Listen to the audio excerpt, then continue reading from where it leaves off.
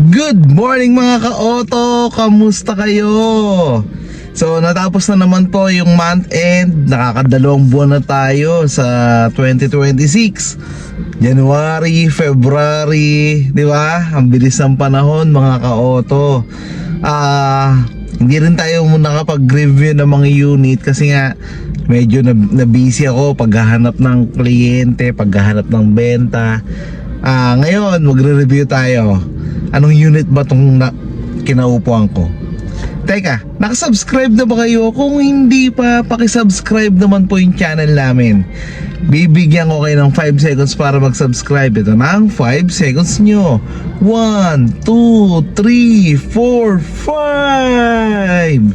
5. Pakisubscribe naman po yung channel namin. At samahan nyo ako ngayong araw. Magre-review tayo ng unit na to. So simulan natin yung video na yan after ng intro na to.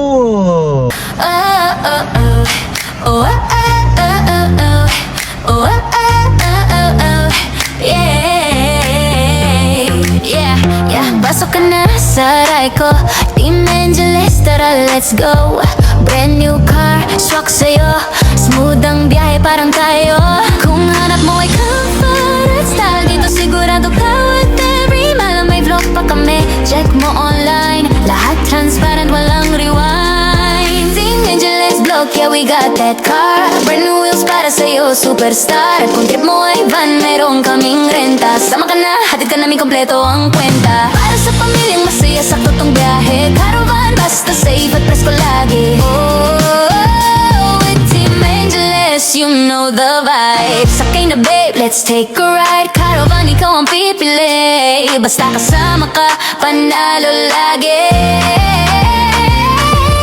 R&B ang daloy ng gabi. Test drive mo na baby, come with me. Hatid namin ay quality sa bawat aking ngiti. Guarantee kung hanap mo that's style. So mga ka-auto, eto lang naman ang tinatawag na sedan ng masa. Alam nyo na kung ano. Siyempre ang Toyota Vios na pinakamatibay sa lahat. Simulan natin yung video na yan. Samahan nyo ako, i-review natin at ano nga ba ang pwede nyong makuha dito sa unit na to. So, simulan natin yung video na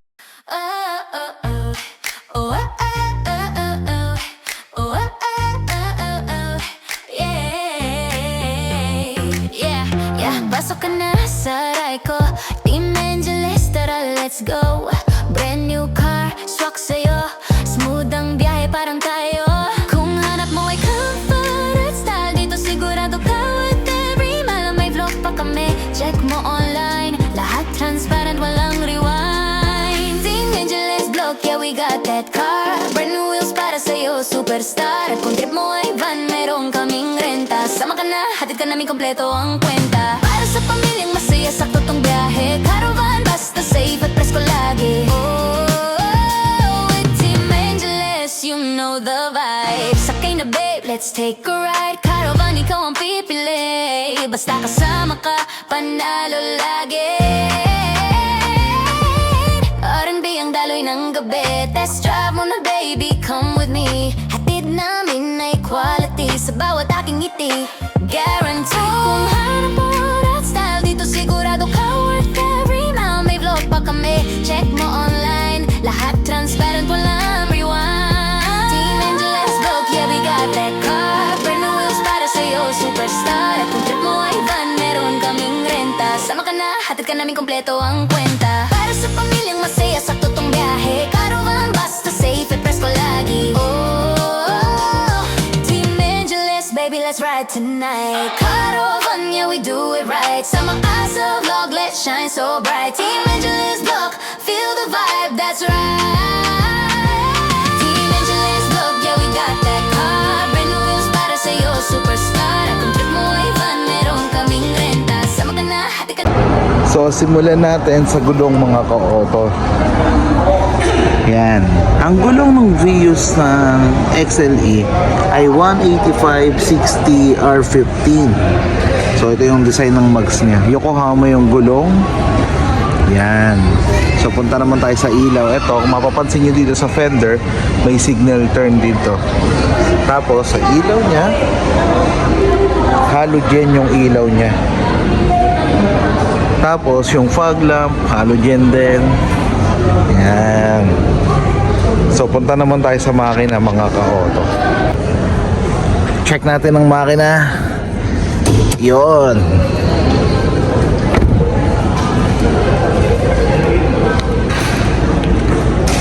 So ito na yung makina ng Vios XLE automatic or Vios XLE natin saka manual, pares lang din.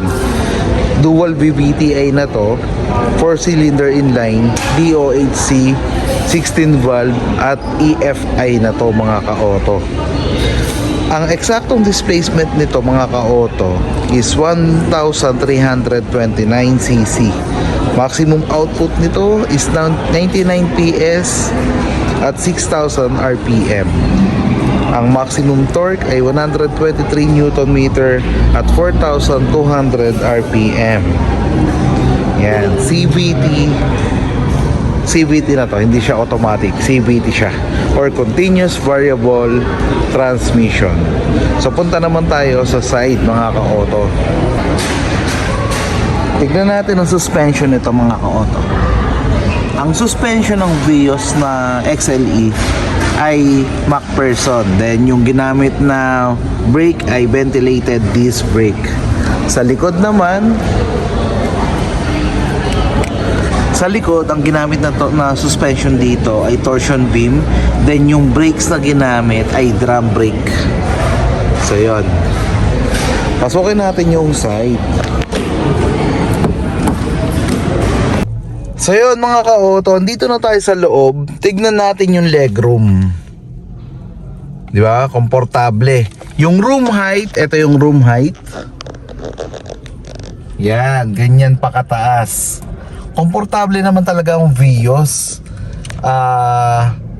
Di ba kahit nga ako nagkaroon ako ng Vios pero sobrang komportable nito. Maluwag talaga ang Vios, yung legroom, yung room height. Yan. Tapos, yung SRS airbags tatlo. Isa dito, isa sa driver, at isa dito sa knee. So yun, tatlo. Passenger, driver, at isa sa knee. So yun, puntahan natin yung likod. Yung mga pwede nating ipakita sa inyo sa likod. So tara.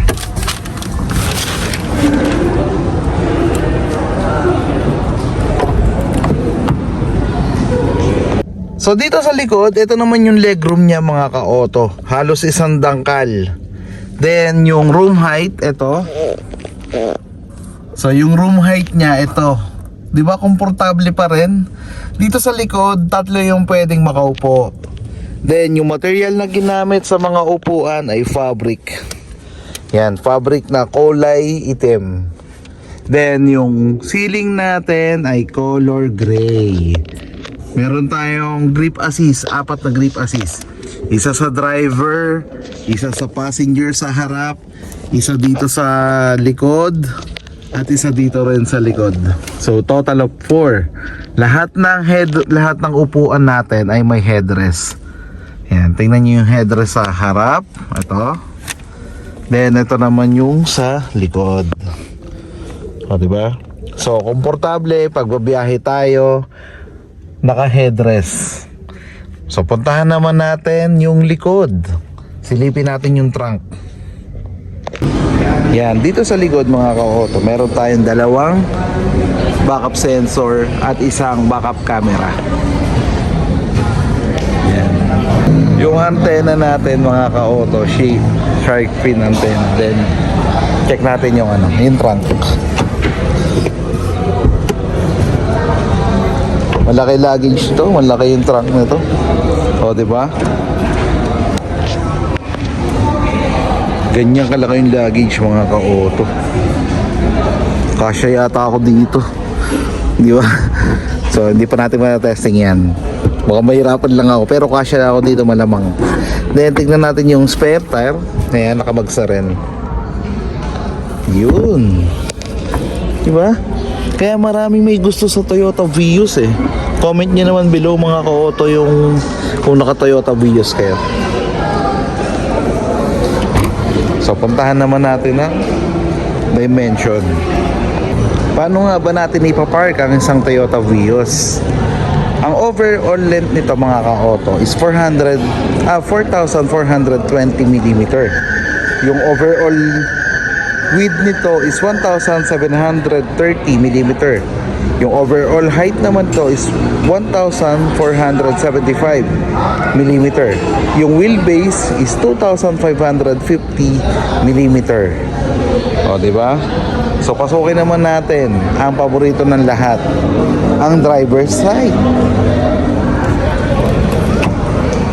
So dito pa lang, pagpasok mo pa lang sa driver's side, makikita mo na tong joystick na to. Ito yung nagko-control kung gusto mong baguhin yung side mirror. Ito, lagay mo lang sa left. Yan, tapos down, up, left, right, ganon. Then ito naman sa bintana, tapos sa pinto, yan, ito sa mga bintana. Lock and unlock ng pinto. Tapos ito yung manibela. Sa manibela niya, tilt up and down ng pag-adjust. O, check natin.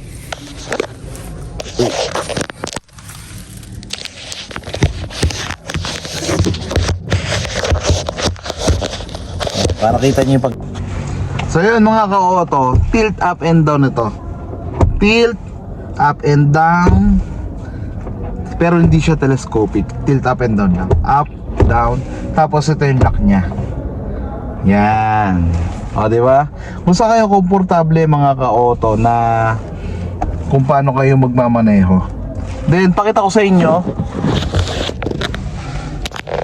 Ito, urethane yung tawag sa manibela niya. Yung material na ginamit, urethane. Tapos meron tayo ditong plus minus para sa volume, para sa mode. Ito, kung gusto mo ng Bluetooth, yan. Kung gusto mo sumagot sa tawag, gamit, ayan. Ito.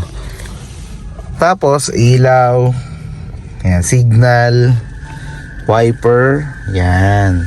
So, yung sa radio natin mga ka-auto, meron tayong 8-inch na infotainment dito.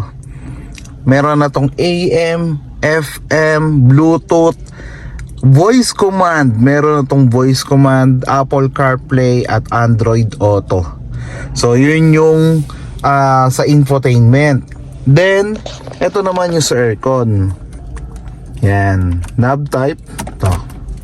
Tapos hazard. Then sa susian, hindi pa siya push start, rotary type pa lang siya. Then meron tayong dalawang lagay ng water bottle dito. Yan. Tapos ito yung shift gear, CVT yan. Hindi siya yung diretso, so CVT siya. Park, reverse, neutral, drive, plus, minus. Para sa mga gustong overtake, ginagamit yung plus minus. Kung gusto kailangan ng power, ginagamit yung plus minus. Para siyang semi-automatic semi-manual ganon. Manumatic yung tawag nga ng iba, pero yun nga, kaya nasabi yun kasi parang may manual ka dito, plus minus. Yan. Meron din tayong car charger dito. Lagay ng car charger. Tapos center console ito. Glove box ito. Di ba? Panalo na. So yun mga ka-auto, na-discuss na natin ang engine, ang ilaw, ang seating capacity, ang space, ang dimension, yung sa trunk. Punta naman tayo sa presyo. Ang presyo nito mga ka-auto is 908,000 sa cash. Ngayon, may promo kami. 5,000 yung down payment, tapos yung monthly is 18,736. Diba? Ang baba. Sa iba, 19,000 na yon, 5K DP. Pero dito, sobrang baba po ng promo namin. Ngayon, punta naman tayo sa safety. Sa safety, meron tayong ABS, electronic brake distribution, tapos vehicle stability control, backup camera, backup sensor, airbags. Yan yung safety natin. So mga ka-auto, yun yung pwede nyo makuha kung magda-down kayo ng 5,000 dito sa dealer namin. At hanapin nyo ako syempre, Raymond Angeles po. Ako yung mag-a-assist sa inyo at bibigyan ko kayo ng magandang deal. Si Vios, pampamilya, pang business, di ba? Kung nagsisimula pa lang kayong bumuo ng pamilya or kagagraduate nyo lang sa college, pasok na pasok ang Vios para sa inyo. Kung kailangan nyo ng reliable na sasakyan, Toyota Vios ang pasok sa pangangailangan nyo. So, ayun mga ka-auto. Ayun, business pala. Ito ang kadalasang ginagamit sa Grab. Magda-down lang kayo ng 5,000, tapos mag-a-apply kayo sa TNVS. Pwedeng-pwede nyo nang maging business ang Toyota Vios. So mga ka-auto, unang review natin ngayong buwan, ngayong taon yata, unang review yata natin kasi hindi ko na matandaan. Pero basta ito yung unang review natin ngayong buwan. So sa mga susunod na araw, sundan po natin ang mga unit. Marami kaming unit dito. Ayan, nasa likod ko, Toyota Rush. Nasa tabi ko, Toyota Raze, Toyota Active. Yan, di ba? Ngayon, kung naghahanap naman kayo ng magandang deal, Raymond Angeles lang po ang hanapin nyo dito sa dealer ng Toyota Quezon Avenue. Number 1 kami mga ka-auto. So, number 1. Sabi nga nung kliyente ko sa tama raw nung release ko nung nakaraan, lahat daw ng pinupuntahan kong dealer ay nagiging number 1. De, joke lang. Tama naman. Kasi nung nagpunta ako sa Pasig, naging number 1 yung Pasig. Nung nagpunta ako sa Quezon Avenue, naging number 1 yung Quezon Avenue. Pero hindi ko sinasabing ako yung dahilan. Natatapat lang yun. Kasi lahat po ng mga ahente dito ay magagaling. Pero syempre, ako yung magbibigay sa inyo ng magandang deal. So mga ka-auto, hanggang dito na lamang po ang pag-uusap natin tungkol sa Toyota Vios. Subscribe nyo po yung channel namin. I-share nyo po sa mga kaibigan nyo yung channel namin. At huwag nyo pong i-skip yung ads. Kapag may nakita po kayong ads dyan, panoorin nyo na lang po. Kung naboboring kayo sa vlog namin, kung nauumay kayo, panoorin nyo lang po yung ads dyan. Huwag nyo pong i-skip. Kasi malaking tulong po yung sa channel namin. So hanggang dito na lamang mga ka-auto. Mag-iingat po tayong lahat. God bless po sa ating lahat. Bukas ulit. Bye!